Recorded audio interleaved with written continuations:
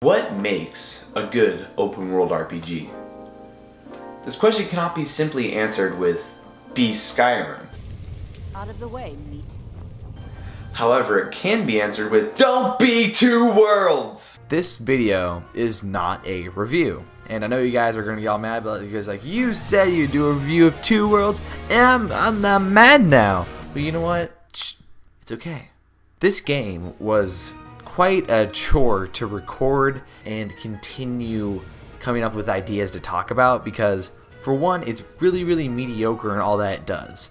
For two, it continuously crashed on me when I was trying to record. But then they started throwing some stupid story stuff at me, and I was like, I don't want to play this game. I really don't want to play this game.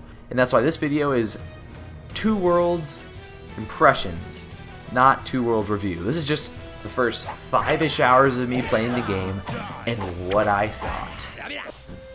Difficulty medium, Jeffrey the Small build. The thing about Jeffrey the Small is that everything about him needs to be small. His hair, bald, less bald, least bald, or what kind of hair is that? I guess less bald because he needs small hair for small Jeffrey. His eyes, well, you can't even tell the difference when I change it.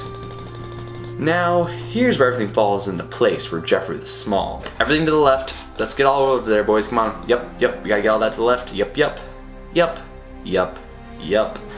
Happiest meter. He's gonna be a small, sad boy. And we are ready to start our adventure. Yeah! Okay, just to summarize the story in a brief little sentence is that death of Ozerol, god of the earth, everything goes to bad because of the death of the Ozerol, and everything gets infested with... Oh.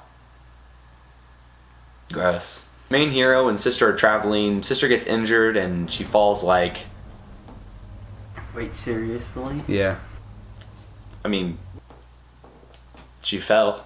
Hero looks for shelter and leaves her sister under a tree by herself. She gets kidnapped. And it's so funny because, like, look at him. He looks like he means business. He has his arms on his hips like...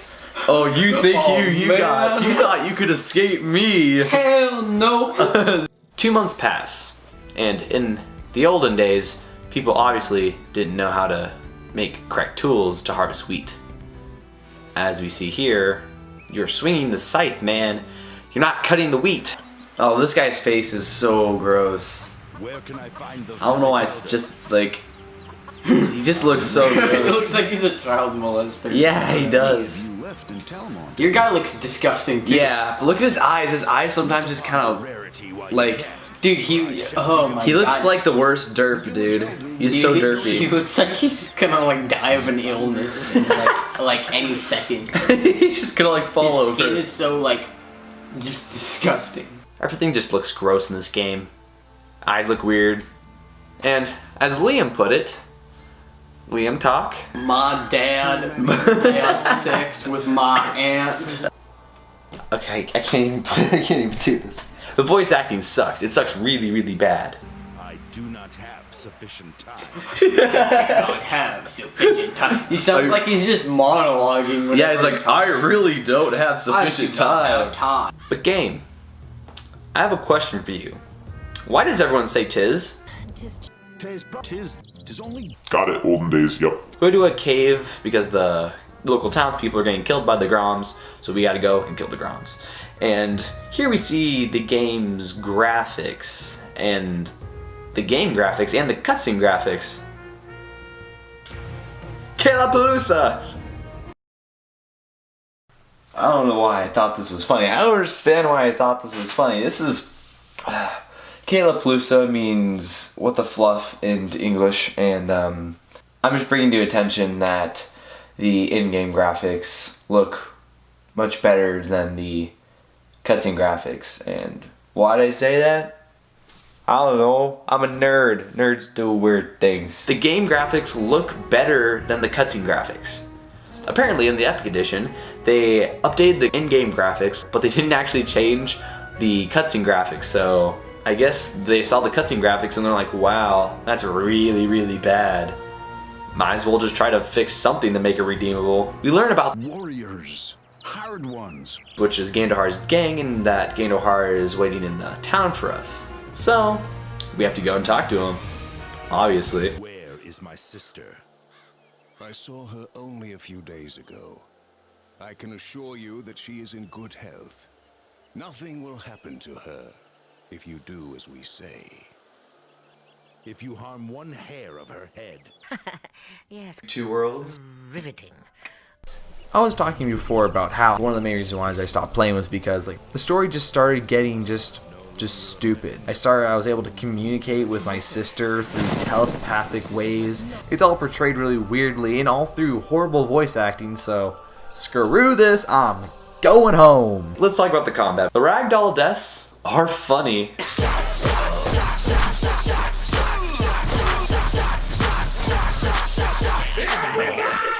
They're honestly funny, but the combat is actually really weird when you have a sword.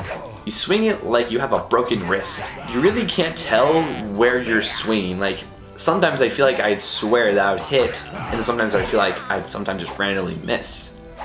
And this actually makes sense because there's a random chance that you're going to miss depending on your stats. I think it's dexterity, but I can have a thing on the screen telling me if I'm right or wrong. I think it's dex. Dex determines your random miss chance, and which makes it even harder to tell where your sword is going and how it's going to happen. How are you going to kill the enemy? I don't know. Oh, barrels. I could probably break these. Yeah, get him. Oh, I guess. It must have been the random hit probability. Yeah, I have to hit him now. I have to hit him this time. Let's talk leveling. You do something, you get XP points. Not completely foreign for a game like this because Skyrim, you do something, you get the XP points pretty easily. Because of this, you know what I want to be? I want to be a stealth archer. Because Skyrim is a bully, and he made me say it. I feel like my relationship with Skyrim is more of an abusive relationship now because I just keep going back. And it's an old game. You think I'd get over it by now.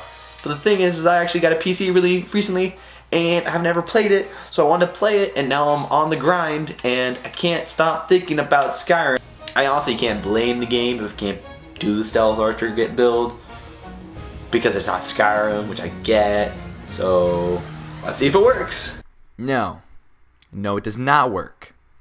You cannot bring out your bow while you sneak, or any daggers. You just sneak past people. So rip on my dreams. Leveling in Two Worlds is the best thing about this game. There's a vast variety of different stats you can level up. You have 4 main categories, which are health, dexterity, strength, and magic. And all of these main points all attribute to a variety of different other types of skills.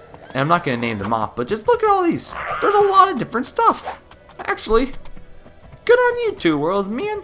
And in addition to all the stuff you can level up, you can actually, there is no leveling cap. Literally level up your numbers as high as you want, which a lot of different people want in an RPG like this. But why you'd want to level it up higher than you need to in this game, where the voice acting sucks and the story sucks, the characters are boring.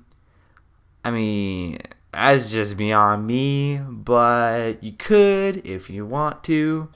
If you want a hack and slash game where you can level up a bunch of different stats and see what they all do, I mean, Two Worlds is not a bad choice.